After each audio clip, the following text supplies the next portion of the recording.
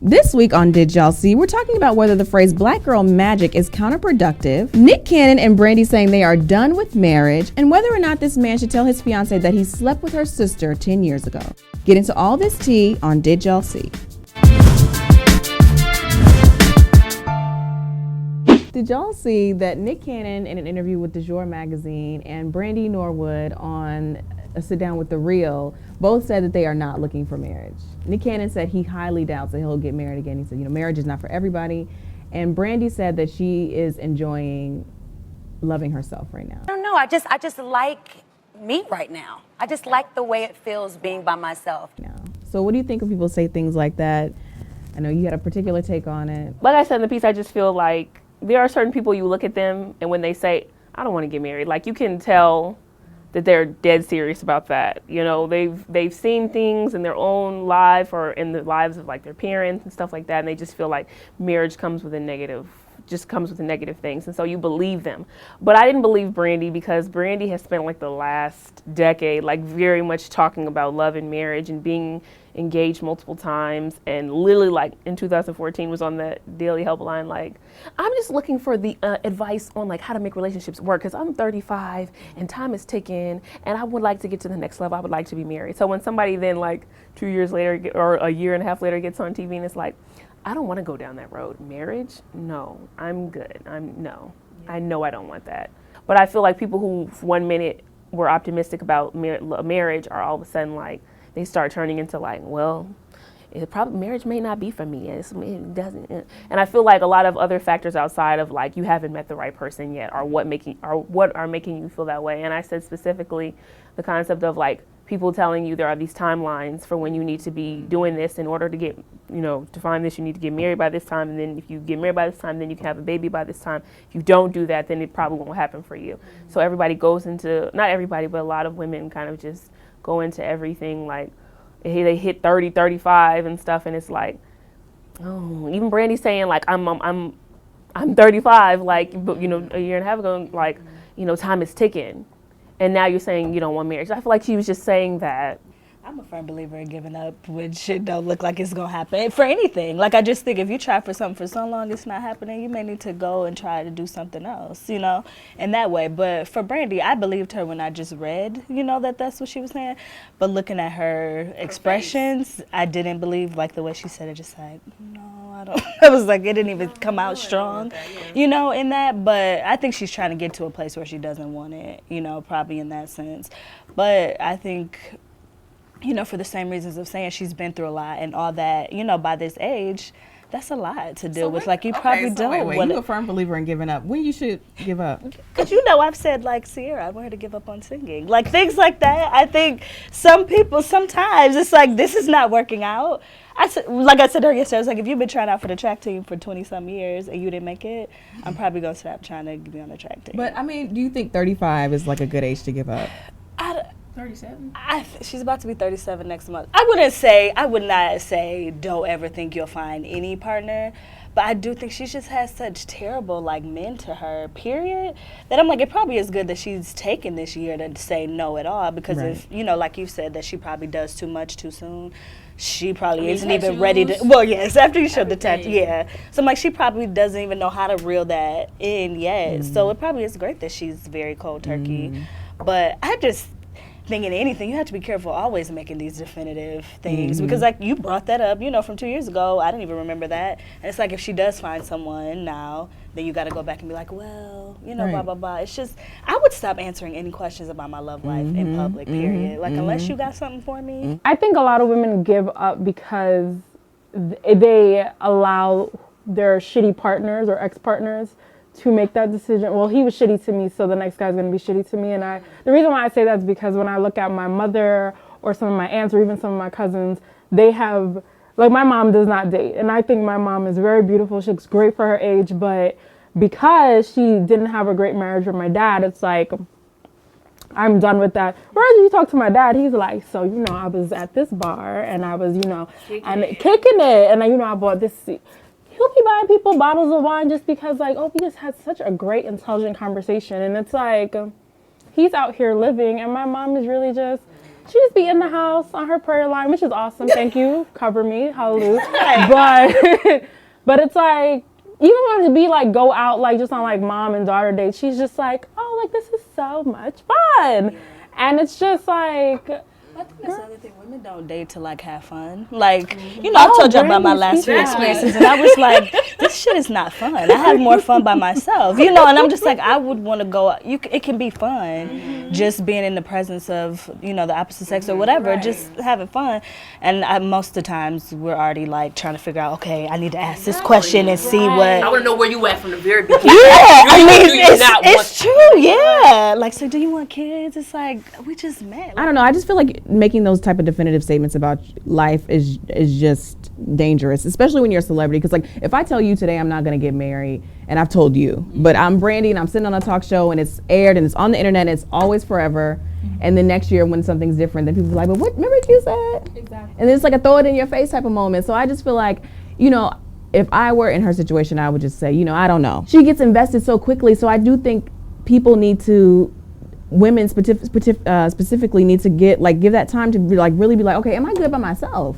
Because Nick Cannon was like, he said some interesting things in the interview, but in his Instagram post, he was like, until you learn to like love yourself, you never know if you're choosing someone out of love or loneliness. And I'm like, yo, that's deep. And people always think that stuff is cliche, but it's no, it's real. Like some people get into relationships just because they don't want to be alone. I mean, a lot of people do it. So I mean, I think it's very good to make sure that you are good by yourself, that you are happy and content by yourself, and then see what happens. But if you're out here like panting like an anxious dog for a relationship, that's just like, and people will come in and take advantage of that. Exactly. So if she needs to just, take your time, and whatever happens, happens.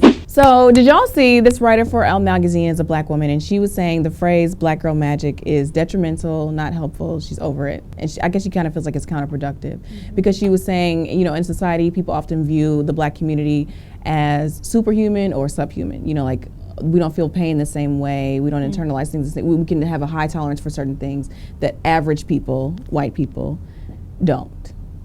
So what did you guys think about her piece, her essay, the phrase black girl magic, all of it? Unacceptable. And you know, I had just said that comment, that I was tired of the phrase, only because it's just overused. Every title, every time Serena does something, it's like black girl magic. It's like, let's get a new phrase or expand.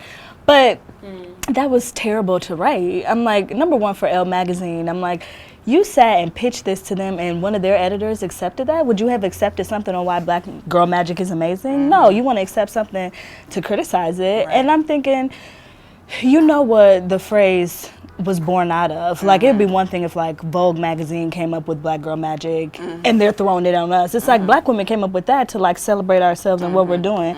You gotta find a problem with that. Like, stop. Talk amongst your friends about that. Don't put nothing in no national white publication, you know, downplaying it, because you know it doesn't stand to make us like we're magical beings who can just take 40 lashings on our back every day and not say anything. Like, you know that. So I'm just disappointed. I don't like when writers do this, is when you make it so personal and it wasn't personal. Yeah, it got you know very personal. Right, you know what I mean? It's not like people created this great thing to shame or mock you. And in her piece it was like, you know, well, I have MS, or I have this, or I went through this, and because I went through this, I don't feel magical or whatever. And that's true. Like, every human, right? You're a Harvard graduate and you survived with MS and doing well. Like, what?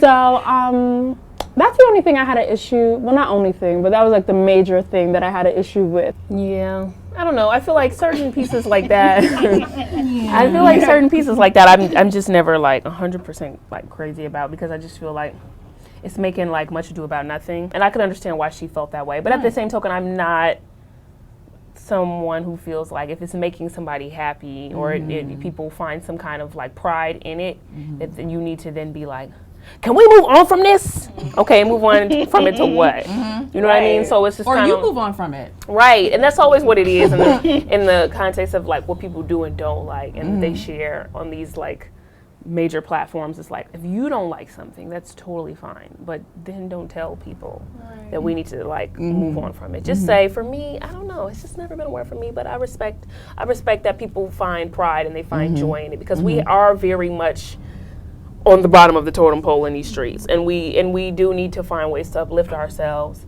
And I get it. Sometimes, you know, it does feel like, okay, it's not Black Girl Magic. We working hard as fuck. Like, you know what I mean? Like, that was hard work. That was working in the gym, hitting tennis balls until your arms hurt. And, you know, while people are still saying, well, now you're too buff. I'm buff because I work hard as hell at this. Or I, you know, whatever. Yeah, that's hard work. That's hard. And I get that. Sometimes you don't want to say Black Girl Magic. You want to say, go ahead, Black girl.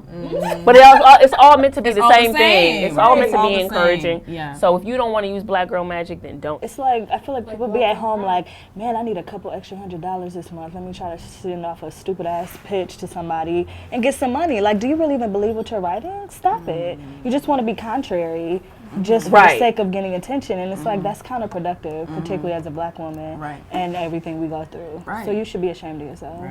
That's how I felt. I just felt like the piece was written from the perspective of a white gaze. Like, okay, you have a problem with Black Girl Magic because you don't want white people to look at us as superhuman. Well, that's their problem. Exactly. Stop worrying about what they think. Stop worrying about what they think about us, because honestly, we just don't have time for it. And it's just too. It's too tiring. It's too tiring. It's enough to live as a Black woman then to be thinking about, okay, I'm living as a Black woman, but what are these white people thinking about me? Because if they think that's racism is their problem. Like, we don't have time to take it on too. So I mean, it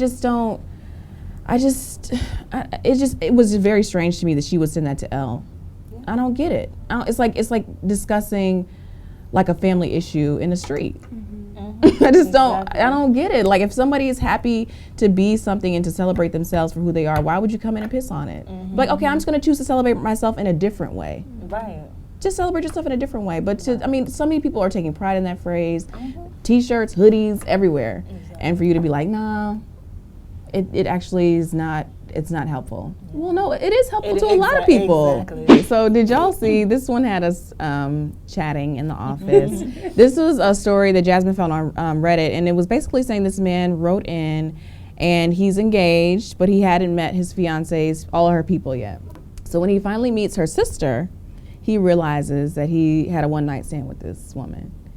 Now, from what he can see and tell, this woman doesn't recognize him, but he knows her, remembers her, and he is wondering, should he tell his fiance?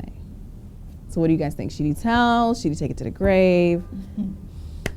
I say you should tell.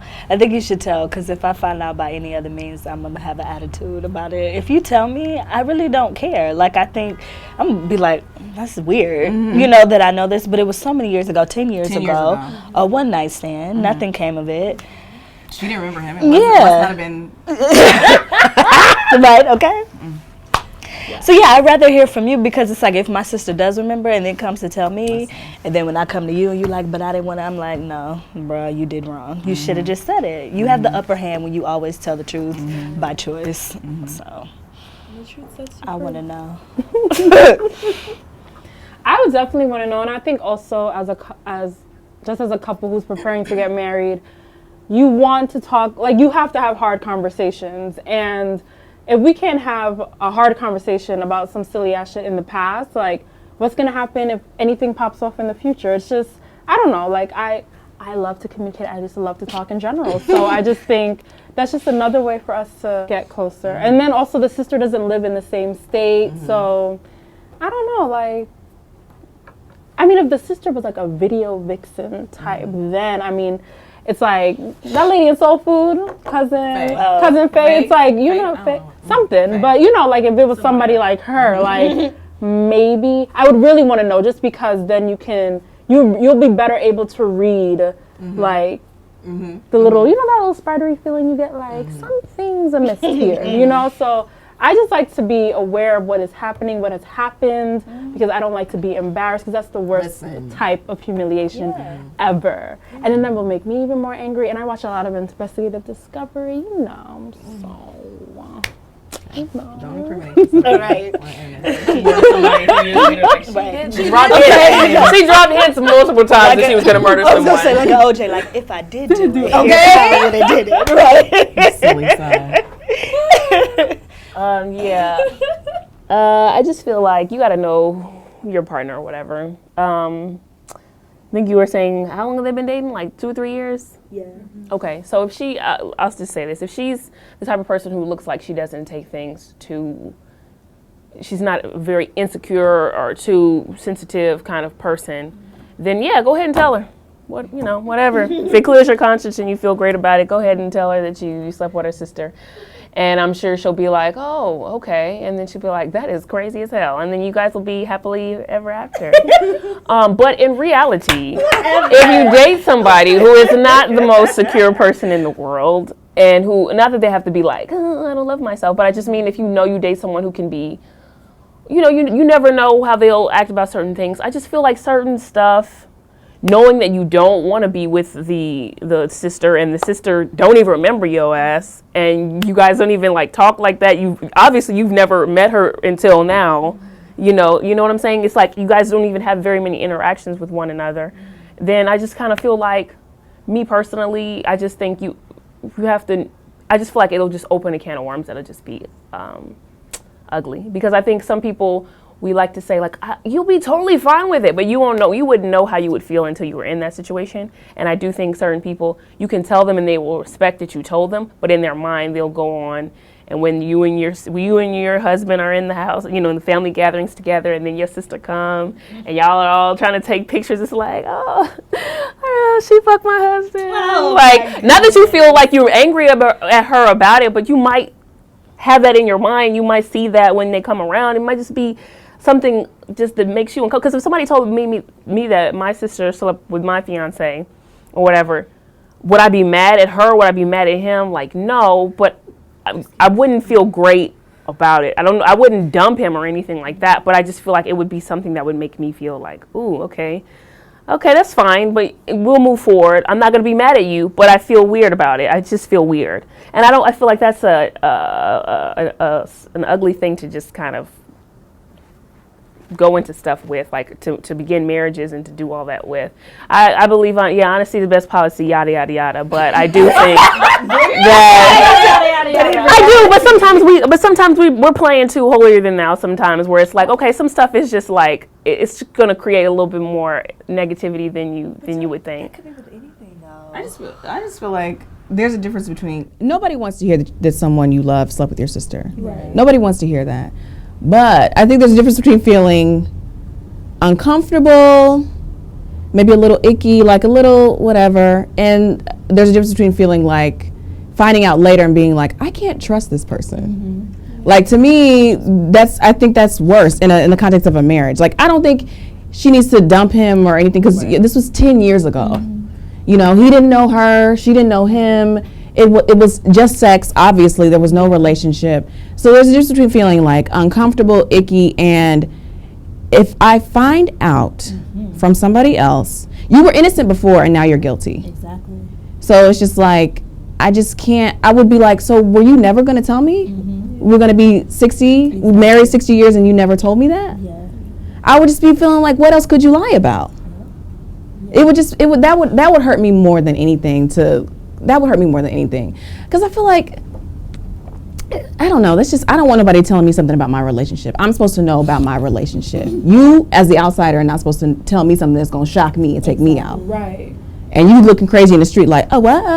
Right. I mean, even if it's not the sister or her husband, if somebody saw them together that night 10 years ago and they make mention of it. I feel like the sister's going to eventually remember. Like, if you're around, and then I feel like she's going to tell a cousin or somebody, be like, girl, I have to tell you this, trying to clear her conscience. Then the cousin going to go back, then you mad at both of them.